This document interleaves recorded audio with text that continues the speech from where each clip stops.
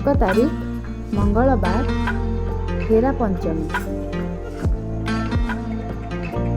3 तारिख गुरुवार परशुरामाष्टमी और नवमी संध्या दर्शन। 5 तारिख शनिवार बाहुड़ा यात्रा।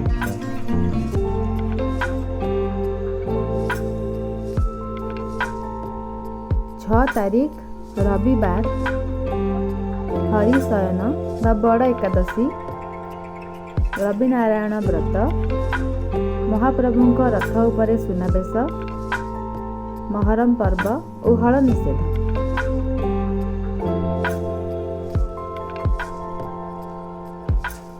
7 तारिख सोमवार गरुड़ शयनोत्सव और अधारपणा।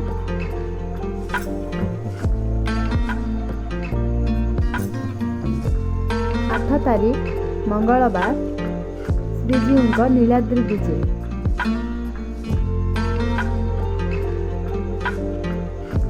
9 तारिख बुधवार शिवशयन चतुर्दशी और बेढ़ा।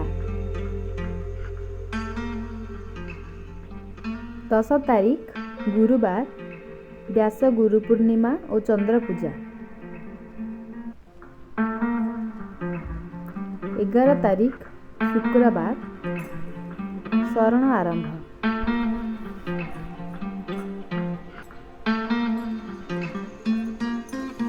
14 तारिख सोमवार श्रावण प्रथम सोमवार और बोलबम आरंभ।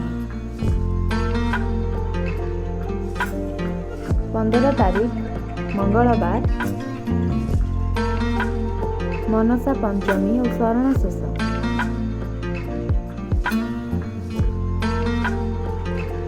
16 तारिख बुधवार दक्षिणायन कर्कट संक्रांति और हल निषेध।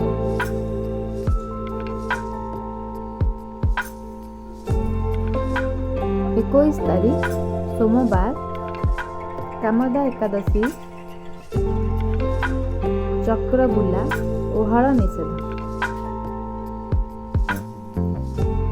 23 तारिख बुधवार शिव चतुर्दशी और बेढ़ा।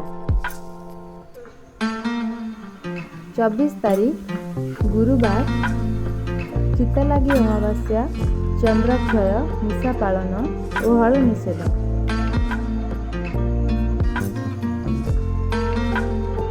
26 तारिख शनिवार द्वितीयार चंद्र दर्शन।